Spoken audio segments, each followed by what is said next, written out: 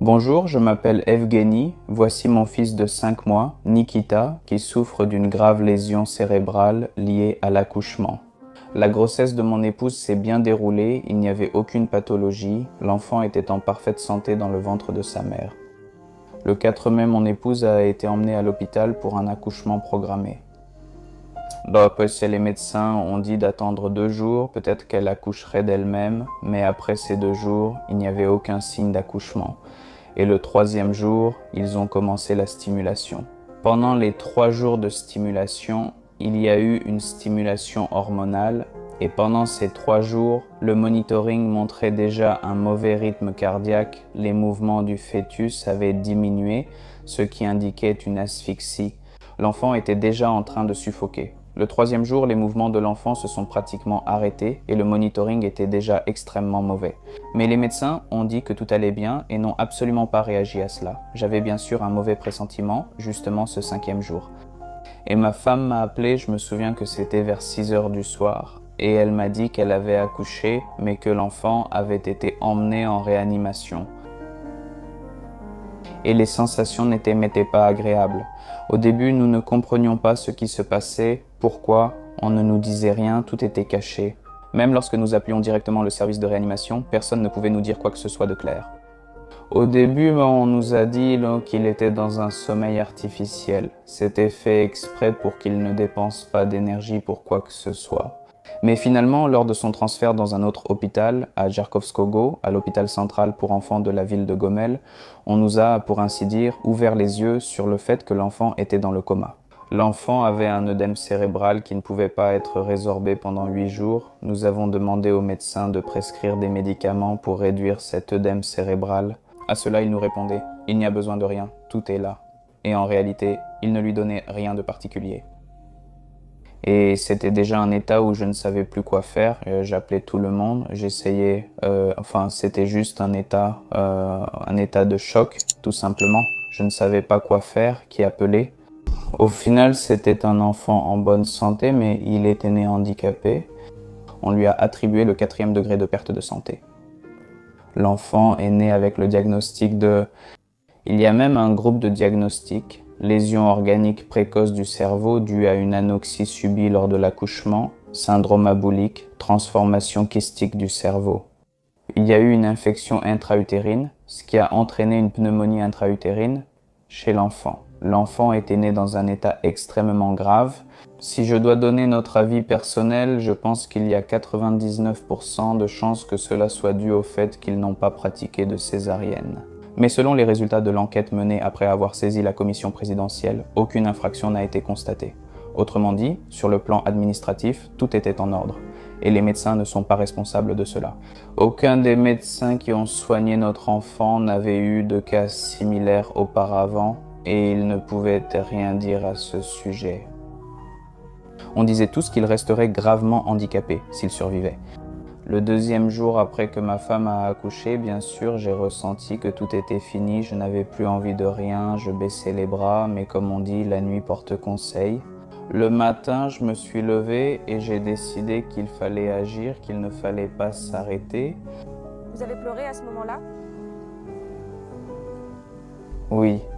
Oui, il y a eu plusieurs fois où j'ai vraiment pleuré. On peut dire que c'était les seuls quelques moments de ma vie où, en principe, j'ai pleuré. Bonjour, nous essayons de lire les commentaires et bien sûr de vous écouter. Vous nous avez demandé depuis longtemps, pourquoi ne filmez-vous que sur les mamans? Vous avez raison, il est aussi important et nécessaire de parler des pères, c'est pourquoi nous lançons un nouveau projet, Être Papa. Nous vous serions reconnaissantes pour toute réaction, commentaire ou like. Pour aider la famille, toutes les informations sont dans la description de la vidéo. Merci beaucoup et à très bientôt. Quand je suis allé chercher mon épouse à la maternité, c'était justement l'heure de la sortie des enfants. Et c'était bien sûr un sentiment indescriptible, un sentiment si douloureux quand des familles heureuses sont là avec leurs enfants. Et toi, tu récupères ton épouse sans enfant. L'enfant reste à l'hôpital et tu ne sais pas du tout ce qui va arriver à l'enfant ni ce qui va se passer ensuite. Eh bien, ce sont des émotions que je ne souhaite à personne de ressentir, en principe. Après cela, quand j'ai récupéré mon épouse, nous avons longtemps été très inquiets à propos de tout cela. Mais littéralement une semaine plus tard, nous avons fermement décidé que nous allions remettre cet enfant sur pied. Et quand ma femme a demandé quel équipement il fallait pour ramener l'enfant à la maison, le médecin a demandé « Vous allez vraiment le prendre chez vous ?» Dans la plupart des cas, on abandonne ces enfants. Nous, on n'a même jamais eu cette idée en tête, jamais pensé à ça. Concernant l'idée de quitter la famille, on n'a jamais eu de telles pensées. Vraiment, ça ne nous a même jamais traversé l'esprit. Parce que je sais que c'est mon enfant, ma famille, et que c'est ma responsabilité. Actuellement, nous collectons des fonds pour un traitement en Allemagne, à la clinique Vomed. En Allemagne, l'enfant bénéficiera d'une rééducation grâce à différentes procédures de kinésithérapie, diverses méthodes de massage qui n'existent pas dans notre République, ainsi que différentes électrostimulations du cerveau. Le montant du traitement en Allemagne s'élève à 105 000 €, ce qui inclut l'évacuation sanitaire, car l'enfant n'est pas transportable. Les examens, car nous souhaitons que ce soit précisément des spécialistes allemands qui les réalisent, ainsi que la rééducation elle-même. Et pourquoi une somme aussi importante? Le coût de la rééducation en lui-même est d'un peu plus de 30 000 €, les examens coûtent environ 15 000 €, et le plus cher, c'est l'évacuation sanitaire, car l'enfant n'est pas transportable, donc cela revient à environ 50 000 €. On nous demande souvent quels sont les délais pour la rééducation de l'enfant. Plus c'est tôt, mieux c'est. Comme on me demande, mais quand? Il fallait déjà réunir l'argent hier. Si l'un d'entre vous souhaite nous aider, les coordonnées seront indiquées au milieu, dans la description sous la vidéo. J'espère qu'il y a beaucoup de personnes sensibles. Merci à tous ceux qui nous aident et à ceux qui nous aideront encore. Je crois que l'enfant apprendra à marcher, à parler et à faire la plupart des choses que font les enfants ordinaires, car en 2 mois passés à la maison, nous avons beaucoup appris. Nous savons déjà faire beaucoup de choses. L'enfant commence déjà doucement à se rétablir, à atteindre l'état nécessaire. Il n'y a déjà plus cet état de syndrome abolique où l'enfant est conscient, mais en même temps pas vraiment conscient. C'est-à-dire qu'il observe déjà souvent les objets. Il réagit, il a beaucoup de nouveaux stimuli, des réflexes apparaissent. Par exemple, il essaye déjà de se retourner du dos sur le côté, du côté sur le dos.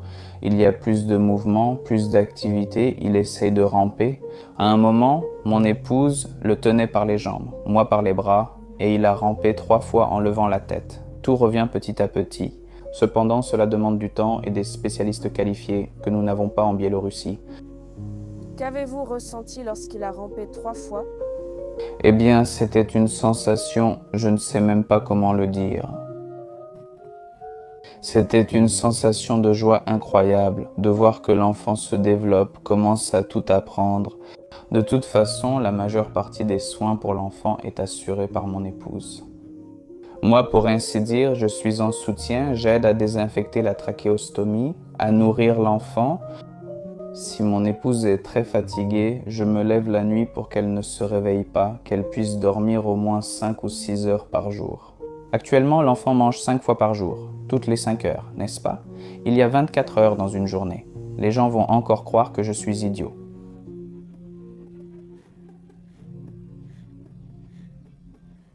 L'enfant mange 5 fois par jour une alimentation tout à fait ordinaire, nestogène. Il se nourrit par une sonde nasogastrique qui est insérée dans le nez et va jusqu'à l'estomac. À cette sonde, on raccorde une seringue et on y verse simplement du lait qui s'écoule ensuite directement dans son estomac par gravité. Et c'est vous qui le nourrissez ou seulement la maman? Bien sûr, je le nourris. Oui, qu'est-ce qu'il y a de compliqué en principe? Oui, on ouvre, on met, on verse le lait et c'est tout. Avant, ma femme et moi pouvions sortir, nous promener, aller quelque part pour nous détendre. En ce moment, notre vie se résume à cette pièce parce que l'enfant est relié aux appareils. Et même dans les rares cas où nous pouvons sortir avec lui, c'est juste pour aller dans d'autres pièces de l'appartement, sans parler de sortir dehors. Comment votre relation a-t-elle changé? Pas du tout. Êtes-vous devenus plus attentionnés l'un envers l'autre? Je vais dormir. Dors. Toute la conversation se résume à « Je vais dormir, non, je ne sais pas ce qui a changé ». En principe, rien n'a changé. Vraiment, rien n'a changé. C'est devenu plus difficile mentalement et physiquement. Oui, nous prévoyons de toute façon d'avoir un autre enfant prochainement, dans 1 an ou 2. Parce que même de nombreux psychologues conseillent, lorsqu'un enfant gravement malade naît, d'avoir un autre enfant, car il arrive souvent que les familles commencent tout simplement à se désagréger au bout d'1 an ou 2. Être le père d'un enfant avec une grave lésion cérébrale, c'est un travail très difficile, une très grande responsabilité, mais nous nous en sortons.